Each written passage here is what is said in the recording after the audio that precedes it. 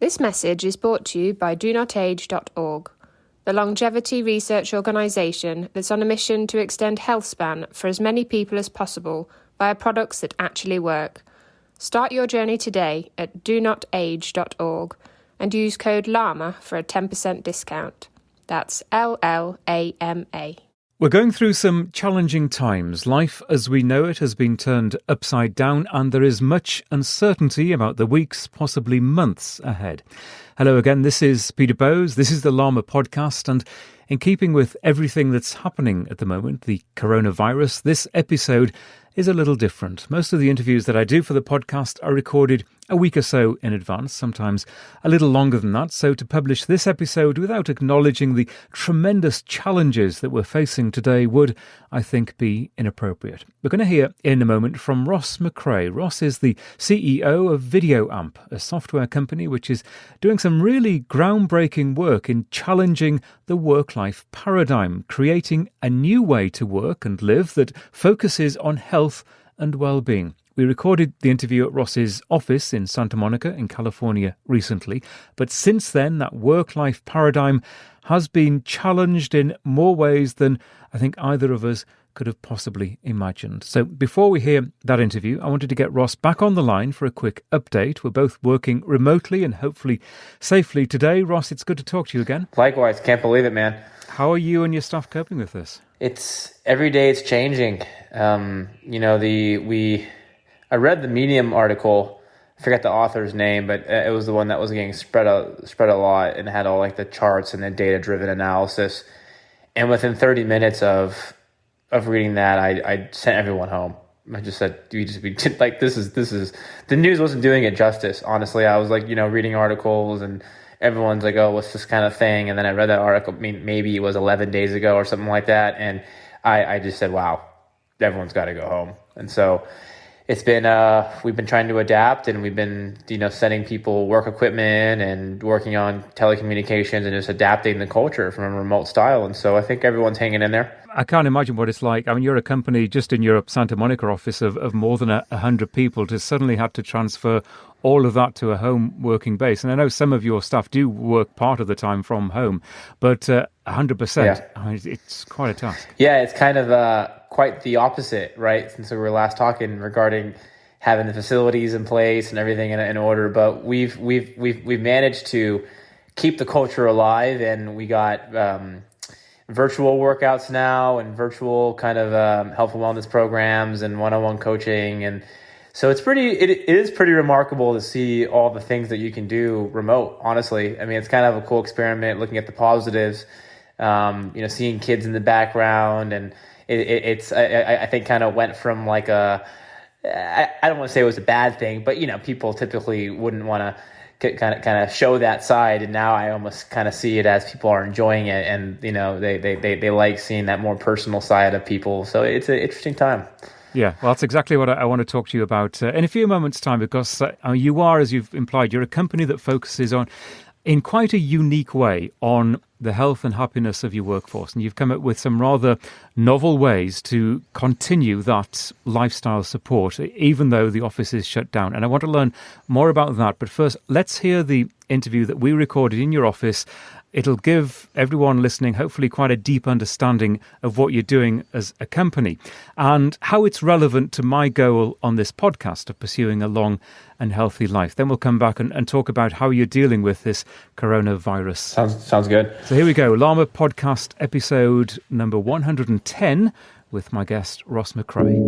I'm not trying to create some exercise that just is fooling everyone. Like, I really want to find, is there a blueprint or a formula that you can, best practices maybe even, that you can incorporate to other companies to make people truly happier and more effective?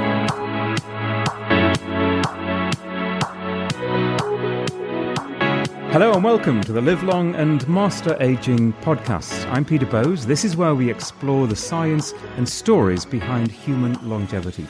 Now, what's your excuse today? Why didn't you work out, go to the gym, go for a run, whatever your exercise of choice? Maybe you skipped that healthy meal and grabbed a takeaway instead because you were just too busy. You had to get to work. Maybe you missed lunch altogether because you were behind on a project. Whatever the reason for not doing every day what we really know we should do, and that is have a decent amount of quality exercise and eat a balanced diet, a healthy diet, the reason we fail is often connected to our work, or at least that's the excuse, the pressure of holding down a job, whether it's 9 to 5, late, early, overnight.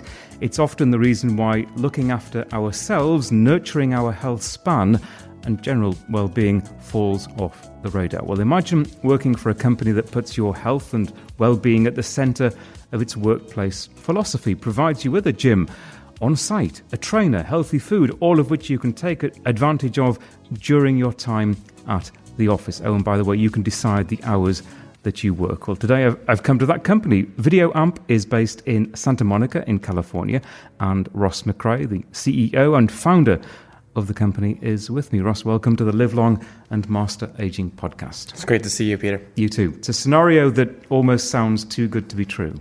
Yeah. I get that sometimes. And sometimes people even ask, like, well, what's the catch? Is it going to cost me? Are you taking this out of my payroll? All kinds of funny things. And, we're a startup. We're a fast-growing, venture-backed company that is doing well. And if we continue this trajectory where we eventually create value for our shareholders and we solve our mission and everyone's happy and it's a good event, and yet I look back and I see the people that were a part of this journey and that they became less healthy. They burned so many hours, they've burnt relationships, they lost opportunities to do things that were more on the personal side, or they've weren't really being financially responsible or mentally healthy. There's so many different dynamics of health and wellness more comprehensively. And if we succeed financially or succeed from the company's mission, yet personally we have degraded our health and wellness, then I don't see that as a success. And so I've always, when I started the company, that kind of came to my realization is like, I got to be careful because people spend a lot of time at work and I feel responsible for everyone in the company. And that really kind of got me messed up. And I started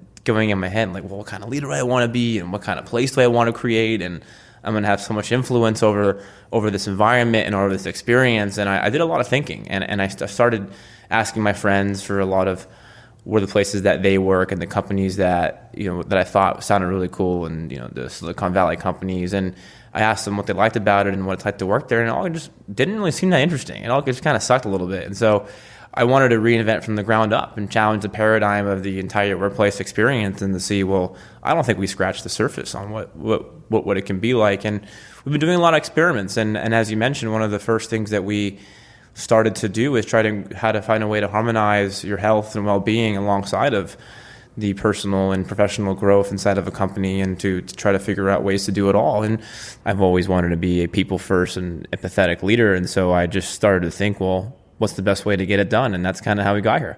And just to give a little bit of background, we've known each other for a while, and I followed your progress at your previous office here in Los Angeles, which was much smaller than this one. You were employing fewer people then. Yeah. You had a smaller gym area. I've just seen your new gym, which honestly is better than most commercial gyms. I think in terms of the way that it's equipped. Yeah. So I can see you're successful. You're employing more people, not only in this city, but other cities around the United States.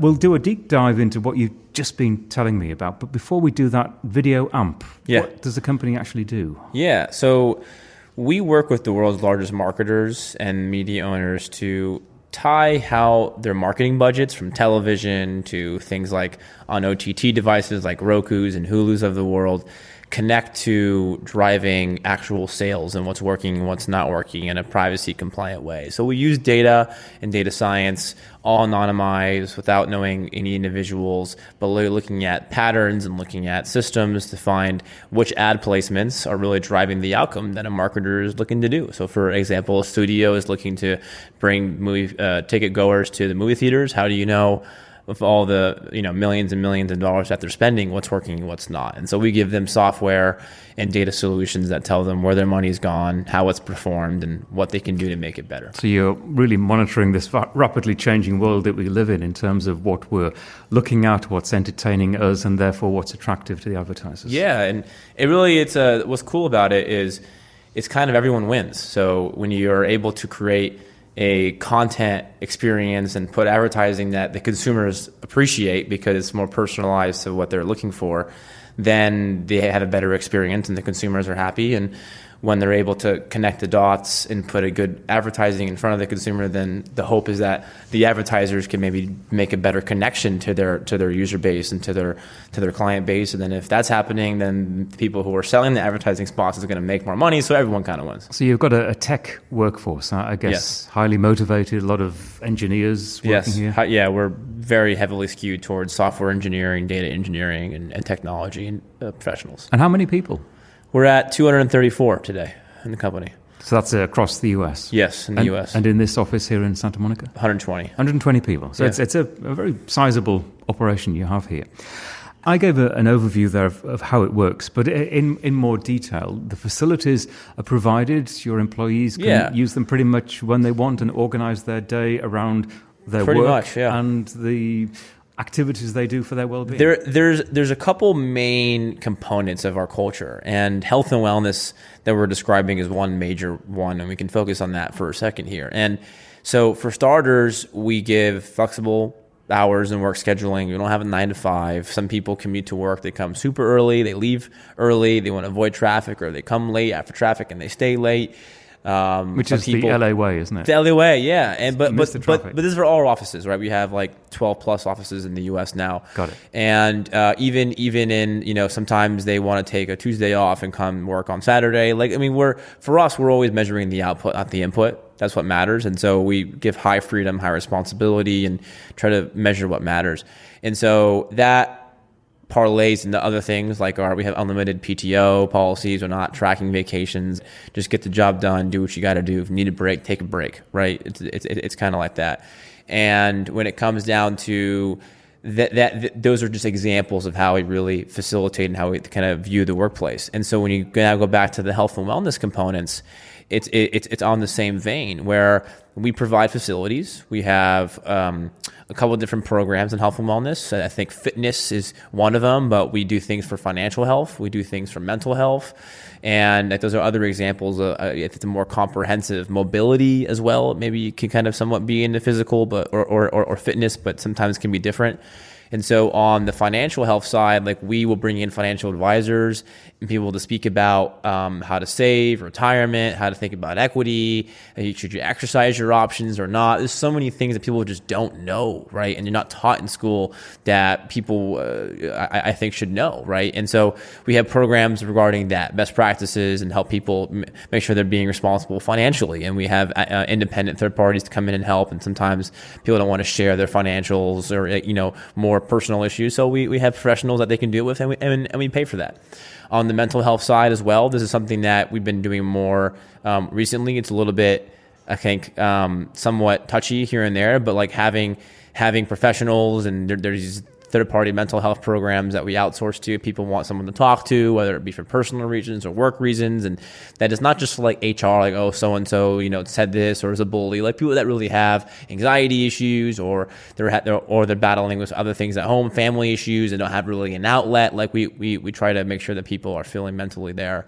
And then when you go to the fitness side, which is, I think, what you and I have been talking about for the last few years primarily, that's evolved hugely. And so we have, in most of our major offices, we have full facility gym, and that has all the equipment, and that's open 24/7, and you can use that whatever you want. And so there's always open gym, and it's top-notch, typically CrossFit-oriented equipment or heavy HIIT type classes. So less machines, more functional movement stuff.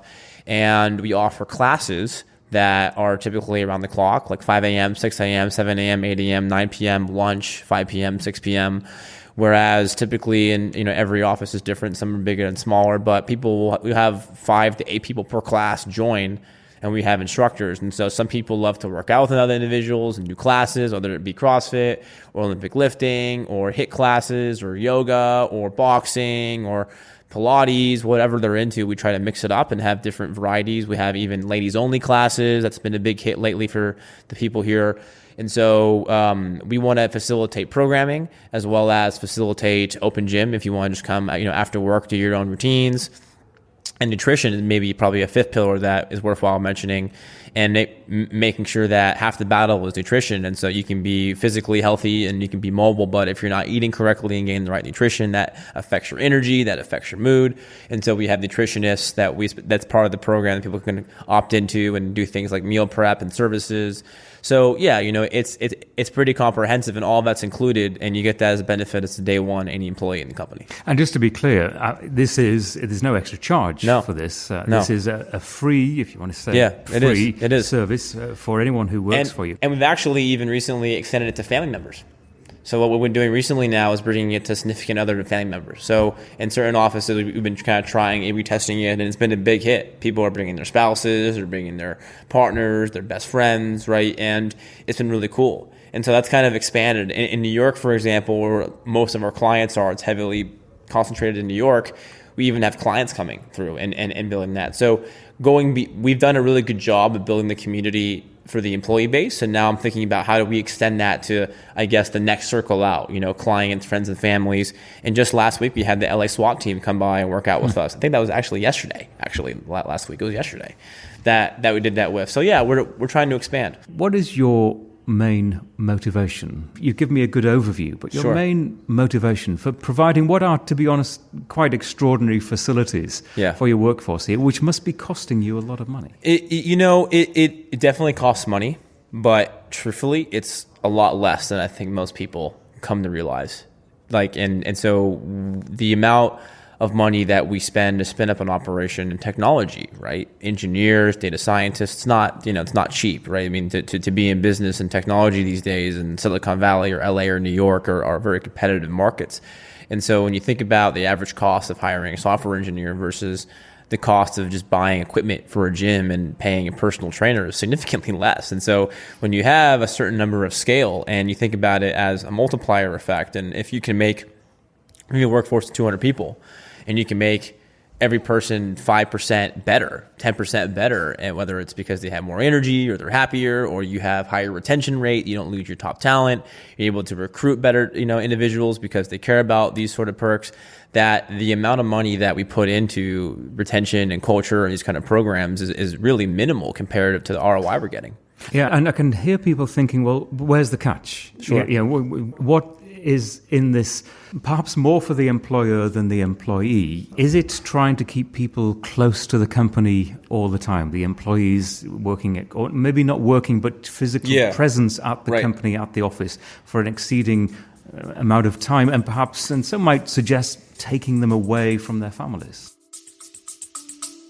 And we'll continue this conversation in just a moment. Hey, quick question for you. Are you someone who wants to be fit, healthy, and happy? And what if I told you could get your dream body by simply just listening to a podcast? I'm Josh. And I'm KG, and we're the hosts of the Fit, Healthy, and Happy podcast. Listen, we get it. Fitness isn't easy. Carbs, no carbs. Just stop, okay? It doesn't have to be that complicated. And that's why we made this podcast. We get straight to the facts so you can become your best you. So the way to check us out is click the link in the show notes or search Fit, Healthy, and Happy podcast on any of the major podcast platforms. We'll see you soon.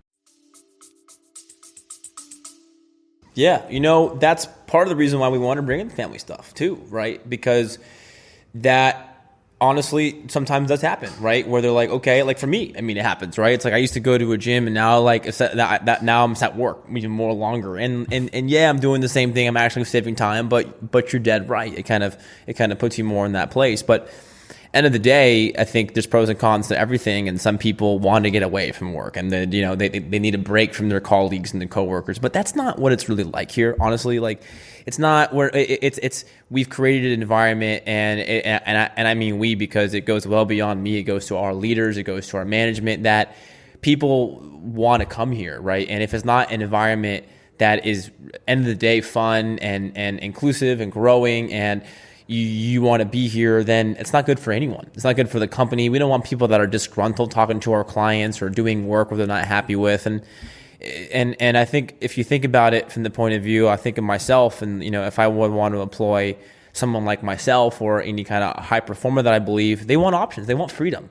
A high performer doesn't want to get told, oh, you got to be here from 9 to 5 and clock in, and you can't do this or you do that or you shouldn't have these. They don't want all these rules and all this red tape. They want to be able to have relationships at work. They want rich relationships. They don't want drama at work. They don't want people they don't like at work. They don't want issues. So I think all the time about how do we create an environment that just is easy. You've got a very flexible working pattern here. There are no set hours. No. How do you accommodate people with complex personal lives as well? Yeah. I think the way that I can answer that question is to kind of give you a little bit more of our philosophy. And I've always viewed that if you're trying to get a good workforce, a hardworking workforce, high-performing employees, and to have ultimately a successful company, we're just a bunch of people, right? Like, we're not really a data company or a software company. We're a people company, and our product is our people and our environment. And so I've always taken that to heart, and I've always focused that I think my job as the founder and the CEO is to treat the company and our people as its main product, and hope that if you take care of people and you get the right people in here, that then they'll create good products. So then those products will go and will make money for the company and the shareholders and so on and so forth. That's always been my philosophy. And in order to do that, my main approach is to take a step back and say, well, if I want to get the best people in here that I think will do the job, what do people want, and how do you attract top talent, and what are they looking for? In my experience, they want freedom. They want high freedom, high responsibility. They don't want to be told what to do. They know they're good at what they do. They typically have high standards for themselves, and they don't want to sacrifice their family lives or sacrifice their personal growth or their hobbies or sacrifice things that they love, especially their health, right? And they want it all, and because they're used to getting what they want, and they have high standards. And so I just want to create an environment that is conducive and more than conducive, empowering for people that want to take a holistic experience. And a good example with the mothers and fathers here, I see people bring their children to work, dogs all the time here, even working out. When we have facilities, I see kids, kind of hanging out and playing in the corners. And I'm even thinking about bringing in paid babysitting and dog sitting services at work. And it's like, why not, right? I mean, it doesn't make any sense to not incorporate that. And do you provide healthy meals? Is a lunchtime delivery of a meal and dinner time as well? It's kind of like, look, if we're providing, if the company is paying for these foods, then I feel like we can kind of control that a little bit. So we're very mindful and try to get healthy food that's also tastes good. And our beliefs are that we want to find the right way to harmonize, to integrate, and to figure out a way to not have to have these harsh 9 to 5 rules. And sometimes it makes sense that you have to stay later at work, and that's the flexibility you need. And other times you can leave work. You don't have to come to work for a day. And I think it's really rooted in the notion of measuring what matters. And, ironically, we're a measurement company for what we do for our day-to-day business. And for me, I've always said, well, if we're the leader in being an innovator in how to measure marketing and media effectiveness, then we better make sure we're measuring the right things internally to not make sure we're optimizing the vanity metrics. And I don't really give a shit about process or input. I care about the output. And if people can get the job done and their kids are here, the dogs are here, if they come early, leave late, and they have a weird dynamic schedule, and like whatever. I've seen crazy schedules that people come in and they're like, I want to work weekends. I don't want to work on Tuesdays. I have my thing on Tuesday. Okay, whatever. And it comes down to you have to manage your own schedule. And if you're here too long and you've created an environment where it's like, and this actually has never happened, but I'm just going to give a rebuttal to potentially the criticism you mentioned. Yeah. It's like if you're at a point where you have your family here every single day and your kids come from school and you're hanging out at work and you're staying late hours, it's like you're not handling your shit, right? And you're not working effectively and efficiently, and you got to take some responsibility for that. We have very clear goals and very clear agendas, and people got to figure out they have the freedom and the responsibility to figure out how to get that output done. And we're not going to micromanage or tell you how to do your job. And you would acknowledge that this isn't for everyone, no. And that it's very clear to people when they come potentially to work for you, with you, that if it's not going to work for them, perhaps it isn't the job for them. We're overly upfront about this, and I think most interview processes and companies I found are very disingenuous, and it's like everyone's kind of like lying and selling themselves on both sides. Oh, everything is really, if you ever interview with me, and you can ask anyone here,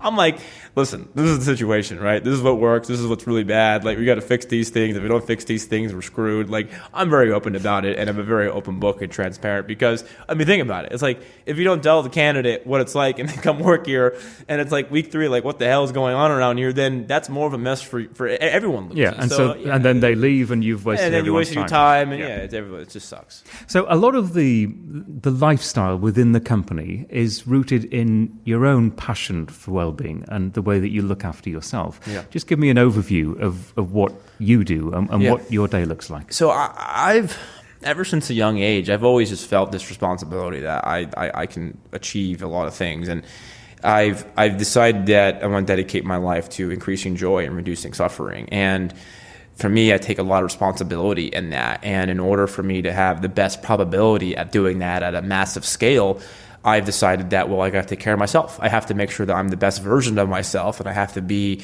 a really effective human being, and I have to be able to produce a lot of throughput, and I got to make good decisions, and I got to work hard. And in order to do that, I said, all right, first things first, I got to make sure that I can, be highly energized throughout the entire day. I don't want these tranches of decline where I'm getting food comas or I don't have energy. Like I was like, what I want to be able to, sleep minimally, but effectively. I want to be able to be awake for 19, 20 hours a day and feel good for every hour. I want to be able to make good decisions. I want to have high energy. I want to be very highly effective. And that will give me an edge, and that will give me a higher probability of success. So not only am I having longevity, like we love to talk about on this podcast, but also being effective during that, right? Because I've seen people that can live a long time, but they're not productive in those years. They're too relaxed, right? And it's kind of like you draw a scale, like think of it like a bell curve, and I've always used this analogy where you have arousal or stress on the kind of x-axis, on the y-axis you have performance. And it's like, if you're not stressed, if you're like just so relaxed and like, whatever, it's chill, you're not going to be, typically, right, you're not going to have a lot of throughput because you're not really that motivated or incentivized to get done. But vice versa, if you're so overly stressed and you just plummet, your productivity, you just kind of freeze up. And so you got to find that right balance on that bell curve to try to get somewhere in the middle there that has a good, healthy level of I want to get shit done, but at the same time making it sustainable and for long periods of time. And you use the expression work-life harmony, yeah. Which I think encapsulates exactly what you've just been talking about, that it isn't so much balance, which used to be the old phrase of balancing home life and work life, which is perhaps a bit too rigid. I think so, yeah. And like when I think about, look, we're all kind of trying to say the same thing, but I just want to be really nuanced in my language, because typically I think of balance, I think of a scale of like there's stuff on your left and stuff on the right, and you got to balance it out. And I see it much more fluid. I look at it like water flowing in and out, and it's just as things move, things change, and I found that to be very, very effective, and I think it's been working for us. We all change over the years as our lives change, our personal lives change. You've become a father in the last year or so. How has has it changed your attitude towards what you're doing at work? Because you will have a new appreciation, at least what it's like to have another life responsibility within your family. Look, it's been phenomenal. It's been an amazing experience, and I'm very humbled by it. And it's my son's only 6 months old, and I love him, and he's already taught me a lot and given me a perspective that I don't think I've had before. However, it hasn't changed my mission, right? I'm still here to increase joy and reduce suffering, and if anything, it's further empowered it, right? Like I want to be able to try to have an impact while I'm here, and to lead by example, and to try to do good. And so if anything, it's just make me want to work harder and be better at what I already do. Do you have a different understanding of the balance that people need in their lives because of having children? So. I think I don't want to go as far as say I got lucky in trying to figure this out, because I asked around and I looked around. But so many times, right, where my son has a doctor appointment and, I want to be there. And so I'll just randomly leave and I'll come back. Like, no one cares. Like, just get your shit done. And so I think I've always known that. Like, I've always known, like, families, do your thing. But now, after, like, me actually wanting to be there for my son and to make sure that I have that flexibility, it's there. And the thing that I will also say is that it's nuanced, because there are environments out there that will give you that flexibility, right? Where you can go to your manager or HR and say, hey, I got to take a half day or whatever, and it's okay. And everyone's been there where it's still kind of frowned upon. You can do it, but everyone's like, so-and-so is leaving work, and I wonder what they're doing. Do they really have it? Everyone's been there. We don't have that here. Because again, we measure, like every person that works here have clear measurable goals of what they're trying to do. And we try to make it as objective and measurable as possible. And so it's very clear how people are doing in their jobs. And like, we don't want it to be a guess of like, well, are you doing well? And like I've always said, every employee deserves to know how well they're performing and what gaps they have to do specifically to get their next promotion or to get the next responsibility or where they're at, to get really good constructive criticism. We don't have annual reviews here. We do mandatory one-on-ones with the manager every week, 2 weeks, and we have more formal reviews every month or quarterly. So for us, it's about that rapid iteration and feedback, and so we don't have that problem. And you will have, you talk of people perhaps taking half a day, going home early because they need to. Your life will have changed in the last 6 months, so that perhaps you're not working quite as late as you used to. You're not putting in quite as many hours. How do you reconcile the fact that you are changing, aren't you? It is changed, Peter. It's changed. And some things are the exact same and some things are different. I'll give you an example. So I'm 28 now, and I started VideoAmp, I think when I was 22. Yeah, sounds about right. Maybe in 21. And this is actually my 43rd company, which is probably a story that's a whole nother. That's another tale. That's a whole nother topic we'll get to next time. And just goes to show the power of iterative failure and learnings. But anyways, try and try again. Yeah, trust me, I tried. But so when I was 21, 22, I didn't have anything, right? I didn't have connection. I didn't have money. I didn't have anything. I dropped out of school, and I didn't have anything really going for myself. So for me, the only thing I had was my discipline, my work ethic. And so for me, that was the only lever that I could pull. And it was like, I don't have anyone looking out for me. I don't have these connections or these jobs or someone helping me or some inroads or a family bet. Nothing of this, right? So I was like, I only could do one thing, and it's work harder than anyone else. And like, I'm going to grind and I'm going to have my self-discipline to get there. And so that was what I just, like a dog, that's what I had. It was just discipline.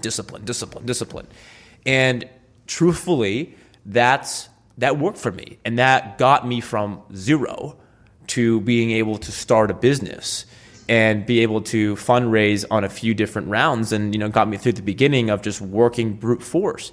And that required a lot of hours. I mean, I was working crazy hours, 20 to 21 hours a day, every single day, no weekends.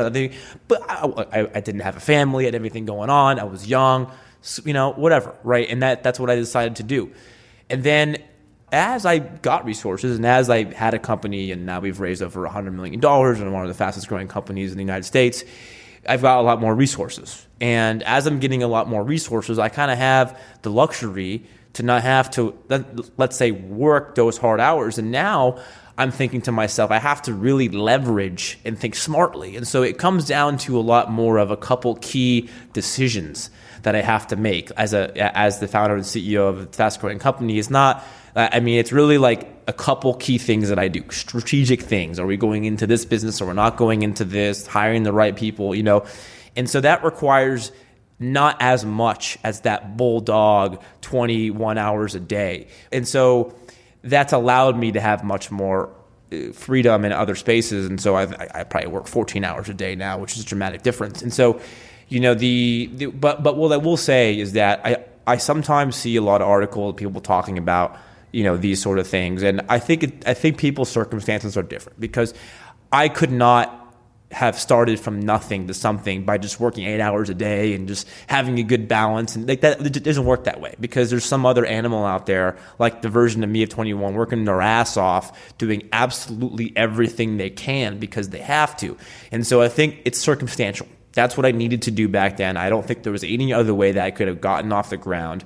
And now I'm able to afford myself to not have to do that, which is a key distinction. But one thing that you've done, certainly the time that I've known you, is you've worked extremely hard, but you've always looked after yourself. And very often the thing that goes, people in your position company bosses Right. will put everything into the company and let themselves go. Your discipline, you talk about the number of hours that you're working, but Yeah. you're getting But up, and you probably ironically- still do get up at 4 a.m. But ironically, when I talk about the 20 hours a day, I'm including, when I'm talking working, like when I'm thinking about meditation or working out, I'm including that into that. I don't literally mean I'm just sitting at a desk hammering out emails. Like, I'm optimizing my output. And by order to do that, that means I need to eat healthy. I need to make sure that I'm at full capacity. And I never skipped a day working out, because in order to work those hours, I had to be there. I have to have high energy. So you're dead right.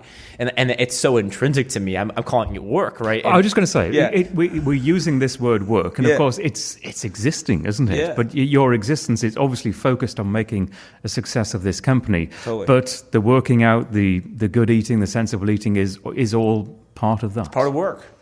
So you've got this philosophy that nurtures the health of your workforce and Yeah. yourself as well. Do you have a bigger picture ambition that revolves around that kind of philosophy? Thank you for plugging me. So we spoke about it a little bit, and everything for me starts with my mission, right? I'm very, like, it's just how I work. I'm kind of weird like that. It's like, all right, why am I alive? I'm alive because I decide I had to put a stake in the ground somewhere. I'm here to increase joy and reduce suffering of mankind. All right, so how the hell do I do that? And so I happen to fall into this industry, and we're doing our thing now. And as I mentioned earlier in this podcast, when I started the company, I wanted to try to find a way to change the workplace experience. And so I kind of have two missions today inside, or I won't say two missions. I have one mission, but I have two things I'm working on, right? And you have VideoAmp, which is here to optimize our clients' advertising investments, media owners, all that stuff we were talking about earlier. And I'm also here to challenge the traditional workplace experience. I want to challenge that paradigm. And what's cool about it is they're intertwined. And so because now we have hundreds of employees across the country and we're doing these things, this is our own experiment. And we're testing assumptions regarding bringing health and wellness and integrating that into that, and trying to really focus on the person first, and our assumption that the rest will come. This to me is a case study, and we're documenting these things, and we're doing trial and errors, and we're bringing in third parties of doing lift analysis, and is it working? Are people actually happier? I'm not trying to create some exercise that just is fooling everyone. I really want to find, is there a blueprint or a formula that you can, best practices maybe even, that you can incorporate to other companies to make people truly happier and more effective? And to me, that's a big part of my mission, because people spend a lot of time at work. And if you're trying to increase joy and reduce suffering, for me, 50% of someone's adult life, whatever the stat's going to be, a lot of it is at work. And so if I can find a way to make work better and to prove that it actually is best interest of the shareholders and the company and the revenue and the employee and everyone wins, then I feel like that's a very effective tactic. I was going to ask you that. So you're a data-driven company. Is there a formula to gauge the success of this workplace philosophy? So I'm working on it. I don't think there's ever going to be some elegant master formula that is just, here's the 19 variables and you plug it in and you've made it. I think it's just extremely complex question. However, we have some of the best data scientists in the world working here on crazy math problems and data science problems. And what's cool about it is now some of them have been so in the health that on the free time, they're starting to try to work on this themselves.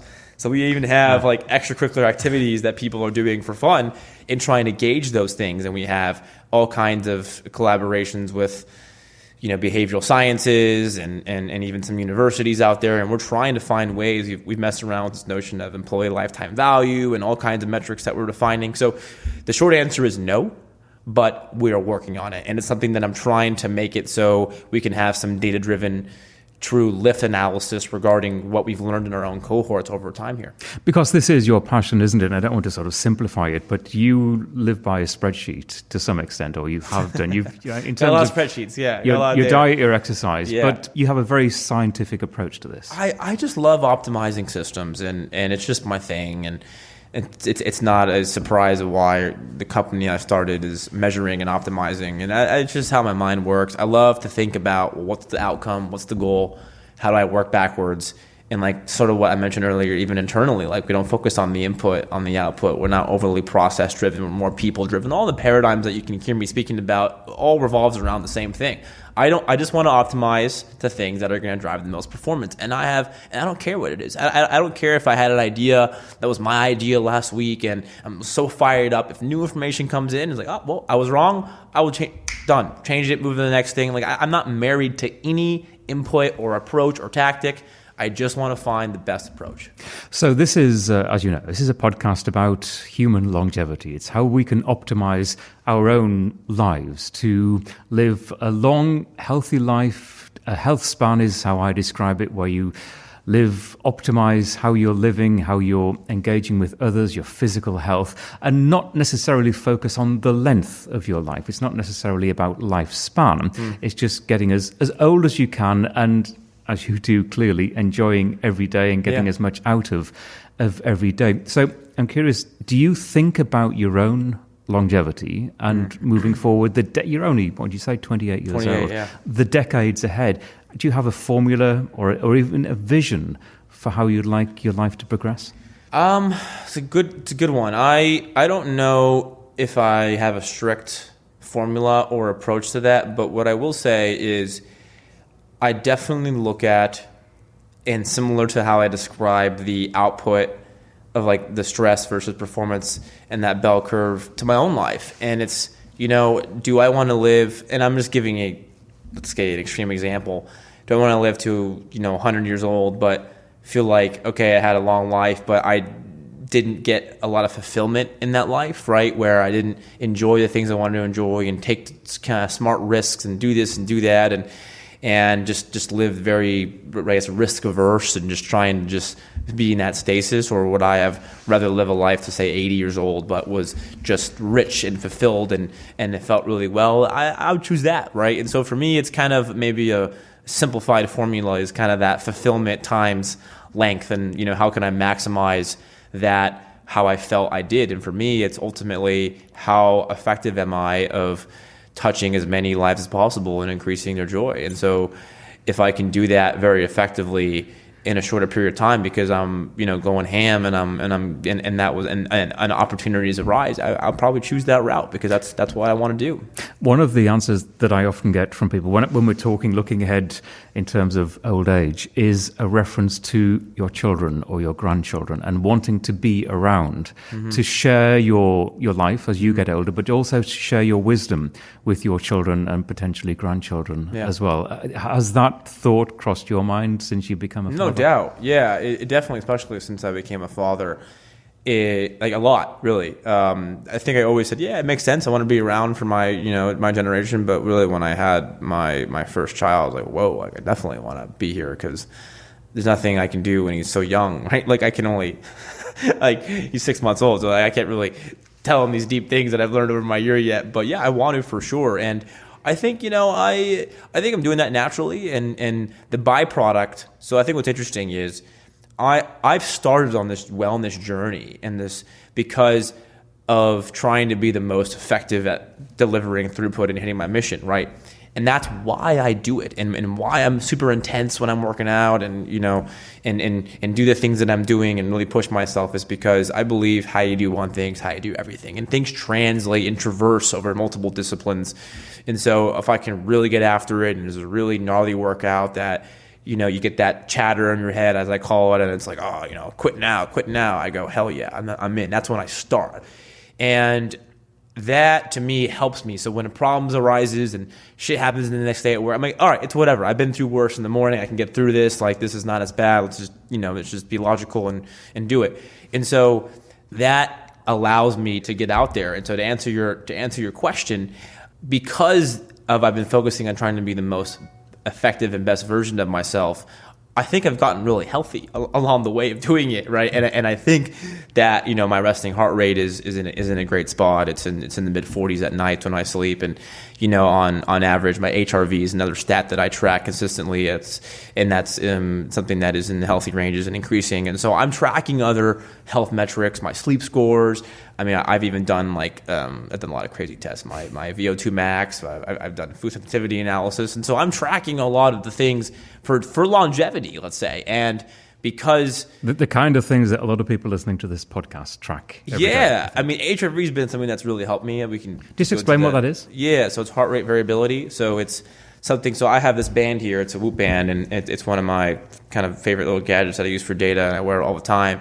And it essentially is measuring the parasympathetic and sympathetic heart rates, and how you kind of fight or flight stimulations going on, and how your body can send different electrical pulses to your heart and kind of give it a different signal. So the higher variability you have with your heart rate, it means the more it's attuned to stress and the more that healthy it is. And so there's a lot of studies behind that being a great indicator towards health, because resting heart rate's a good one, but there's some flaws of it being just like the holistic metric that you look at, right. And people finding HRV being a more effective metric of health. One thing we haven't talked about, and I'd like to just go into a little bit, is one of the things that you do here is you have challenges with the workforce. Yeah. And this isn't compulsory. You don't have to take part if you don't want to. But you did a big one recently, didn't you? Yeah, so it's a funny story, actually, and it's part of the genesis of how wellness really kicked off. So let me give you a little backstory of how the challenges happened. So when we got this new office that we're in today, we built a gym over there, and now we got a bigger wellness center down the street. And I started working out in the mornings there and doing my thing instead of going to the CrossFit place down the street or other gyms. I said, well, I'll come start working out at work. Why not? I got showers here. It's cool. I save time. So I started doing that early mornings, and like a month or two into it, I just had an idea randomly one day at like noon, and I just said, hey, you know what? It could be fun if I worked out with some people that, in the office, and we've been hiring like crazy. We have like 5 extra headcount over the last 18 months. There's a lot of new people walking around. I don't know. I got to figure out how to get close to everyone. So I just sent out some crazy emails. Like, hey, if you want to work out in the morning, like come hang out. If you're a prior athlete and know what you do, cool, we'll get after it. If you've never been in a gym in your life, all good. I can guide you through some, whatever. And I sent an email out. I went to a meeting or two. I came back, and I had like 55 emails that people within like an hour be like, yeah, I'd love to do this. And from different I work out every morning already, I want to work out with you, sounds fun, to people being like, hey, I've never been to the gym, I've been trying to find a way to like get, and I'm like, oh my God, like what is this? I thought if I could get like 3 people, that'd be amazing, right? And so now I'm like... And that's out of a workforce of about 120 here? So that was back at, so that was... You were smaller then? A while ago, I was right. Smaller there, and that was just this LA office. And so... yeah, I mean, that was like 55 out of maybe 80, 90 people in this office. Now we're hundreds across the country, but it was like 60% of the people, maybe more, like 65% of the people that were in the office that are primarily engineering. And so I'm it's not like we got a weird engineering infrastructure out here that we've hired all these athletes in college that happen to go into software engineering. This is a stereotypical engineering environment, right? And it was remarkable. So I had that. Long story short, I had that meeting, and everyone's like, "Yeah, I want to do it." So we started to create a challenge. And so what these challenges were, we had a few now, and essentially we created team champions of just any employee, and we had 5 teams of like 22 people. I think is what it ended up to being in that challenge, and it was the winner of the group was determined by the average of the 22 people or so in the group's body fat loss, muscle mass increase, and participation to like how often they're being active every day. So we want everyone to be active for at least 30 minutes a day, and it was a weighted score across those 3 variables. And we had DEXA scans truck come to our office, and everyone was doing these really measurable 12-week baseline tests a 12-week afterwards. So it was very data-driven. A DEXA scan being a very sophisticated body fat measurement. Yeah, I think it's the most accurate way to do it, because otherwise people are going to try to game out the system. So we try to do the best we can, and it was really cool, and we've blogged about this, and you can probably look it online at one of our VideoAmp blogs. But we've had some remarkable results where we've lost like 700 pounds of fat amongst the group and gained like 500 pounds of muscle, and the average loss, people losing like 8 pounds of fat and like 5 pounds of muscle in 12 weeks, and some crazy transformation. I mean, some people, people that lost like 30% body fat of their body fat, and like someone lost 42% of their body fat within 12 weeks and gained like 20%. There's some crazy results, amazing. Both males and females, and really cool.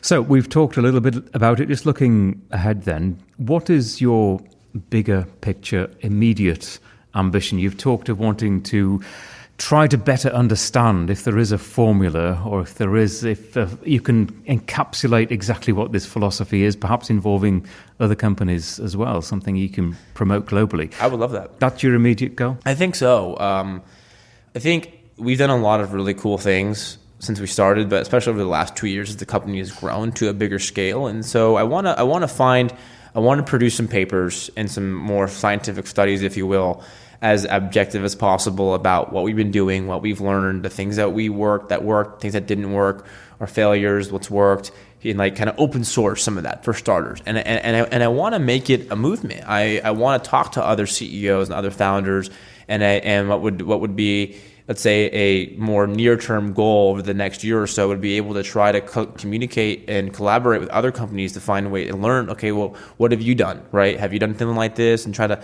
collate best practices, because it's really hard. I mean, if you there's no real good source of information. And I've been looking my whole career about things like this, like best practices. Like I would pay any amount of money to get some person who's like, all right, let me tell you, I've been doing this for 20 years and I've tried 500 things, and these 10 things have netted out to be, these tactics have made increased employee joy and retention and happiness, and you do this. Like that sounds like the greatest thing of all time for me and as a CEO. It doesn't exist. And so if we can create that together, and I can do it, here's the top 3 things that we've learned, and this is how you implement it, and if we can get a community like that, I think that would be powerful. I agree totally with you. I think it's a fantastic goal, and maybe, hopefully, there are people listening to this, perhaps there are CEOs listening to this, that have ideas, are doing something within their company, hopefully can get in touch and maybe even start some sort of dialogue, because I think, and I come back to the way that I introduced this podcast, the excuses, the reliance on work for everything at the expense of physical health and well-being, which is, quite honestly, the lives of so many people. And I don't think it should be like that. I don't think it has to be like that. And just seeing what you've done here, I mentioned before, I've known you for a little while, been to your previous premises on this one, and always, I've got to say, walk away pretty inspired by what I'm seeing, by your enthusiasm for what you do. But I've talked to people that work here as well, and they're as motivated as you are. Thank you, Peter. Yeah, I think even if we had some big success here in the company, and we've been doing good financially and growth and all the typical startup metrics, we've been doing good, knock on wood. But if we look back in 10 years from now and say, yeah, we did really well and we made a lot of money, but everyone's health deteriorated, people just kind of killed themselves over it, and it was not a good mental experience, and you've lost relationships or you've sacrificed all these things, I don't see that as a win. So I think you just need to think more holistically, and that to me isn't a win. So Ross, that was the interview that we recorded a few weeks ago. We now know all about coronavirus. We knew about it then, but neither of us we couldn't have possibly imagined that it would have grown to such an extent that it would so change our lives today. Yeah. One of the quotes that got me inspired was, and I don't even know if it was a true Darwinian quote, but it was talking about those who adapt the quickest are the ones that survive. And so I've been using that as more so my North Star. So tell me what you're doing. I mentioned before that you're really doing a lot to try to continue that lifestyle support that you offer your members of staff. What are you doing, and especially as it applies to their health and their well-being every day? Yeah, so we've been rolling out multiple programs, and one of the first things that we did was start to keep our health and wellness programs and fitness challenges and working out together. And it was pretty easy, actually, by having our trainers move to full working from home workouts and using equipment like water bottles and shoes and any household kind of equipment items that people can grab, and laundry detergent, and using that as part of a routine. And we've been using Zoom and having everyone who want to participate as an optional dial-in at noon Pacific time for the company, and people can work out in the living rooms and just kind of do it's a kind of cool community-based feel. And people have been getting a lot of response from that. I mean, we have over half of our company dialing in now every day at noon just to kind of talk with one another and kind of feel more of that community-based approach, and it's been really cool to see that. Other things we've been doing is making sure people have the right food and helping them ship them with healthy options, and trying to find distribution platforms that we can help facilitate getting up work systems, monitors, keyboards, all the types of typical things that you would have at office, but at the workplace in the home. And even down to obviously a lot of people never work out at home, but even down to the basic equipment like dumbbells, the stuff that you need to do a basic workout. Yeah, we've even got some of that going. And so because we had some equipment in the offices, some people we've been shipping items out and smaller equipment and things from Amazon. So we've just been trying to be scrappy and buy what we can and ship what we can from what we have into people's homes. And you don't need a lot. You don't need a lot. You just need, a couple. Any living room can do, really. Yeah, it's fascinating. It's interesting you're doing this. And I know you've got a lot of people involved, even people that are not actually directly involved with your company. Yeah, and that's been the next phase, is our ability to invite some of our clients and friends and spouses. I've never seen so many spouses kind of jumping in before. I'd say 50% of the screens that I see are with the spouses, because I heard about this at work, so I might as well just dive in. So it's cool. We're just trying to, find the silver lining and find positivity, and how can we improve health and wellness even in a time like this. And do you find that the spirit of people is still high? Because I know there is, and understandably, there's a lot of fear around at the moment, and we could still be in the relatively early stages of this. We could be looking at several weeks, even months. Yeah, I'll be honest. It's a spectrum. And some people react differently in times like this. And, we got hundreds of employees in the company, and everyone takes things differently. I think overall it's not easy for people. And though people also realize that we're fortunate enough to be a software company that you can build and support most of our services remotely, right? It's not like a more of an hourly based thing. And so at least we're fortunate, and on that side for sure. There's definitely worse, occupations, I guess, that can get more affected by this. But there is definitely some challenges in working with our clients and face-to-face meetings and sales conferences, and a lot of the things from go-to-market teams and sellers and service that are affected, right? And we're also in the marketing industry, and a lot of times we have clients that are tied to TV tentpoles, so like sports, that's being canceled, and those clients can't market, and there's a lot of uncertainty there. And so there's there's also the uncertainty regarding just airlines, right? We have a lot of airline travel companies, like they're not really advertising. So there's and every day it's changing so rapidly in different things. So it's uneasy, it's uncertain, and I think the things that leaders can only do right now is just be honest with people and saying, we don't know. This is unprecedented. It's hard to model if things keep changing like this. And so we're just trying to share as much information as we can, keep people apprised, and try to take care of our people first, because the most important thing is the health. And that's why we sent everyone home way before I think most people were making it, let's say, mandatory or having these quarantine sessions. And for us, we just wanted to make sure everyone's healthy. And then part two is now figuring out the best way to continue the business as usual type of approaches. And I guess we heard during the interview that we did a lot about your own personal attitude towards work and life, and that sort of never give up attitude that you have to things, and that dogged determination to just to keep on going. I guess you're bringing a lot of that to this situation. Yeah, you kind of have to, and people are rising to the occasion, and we got leaders arising and helping out, and there's been pretty cool bottoms up stuff. So we've had some employees that have been creating these culture clubs and sending nice inspirational quotes to the company every morning. We had some people create a Spotify playlist that kind of have more upbringing vibes, so people can listen to the same music at the same time, kind of like a VideoAmp radio station, if you will. That's been pretty cool to see.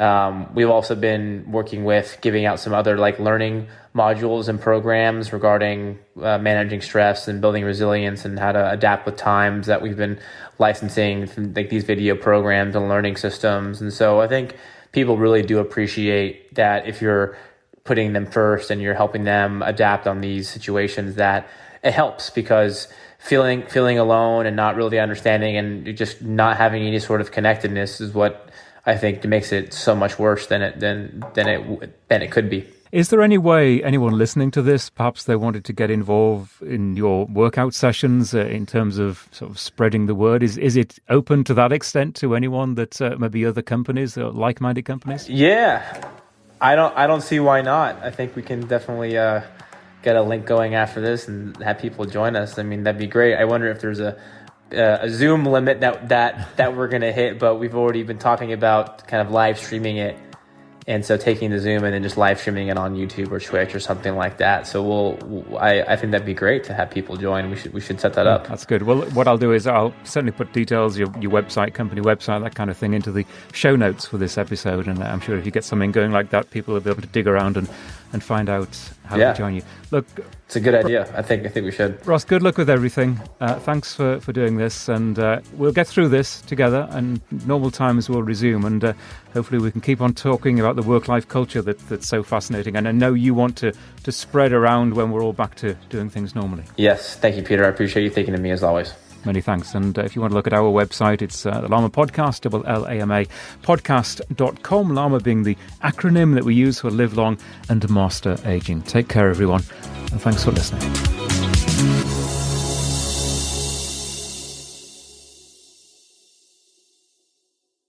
Health optimization is what this podcast is all about, and that means taking care of our mitochondria, the energy centers of our cells. Physical strength, avoiding frailty is key, and that's why the science behind urolithin A and the work of Timeline Nutrition is so interesting.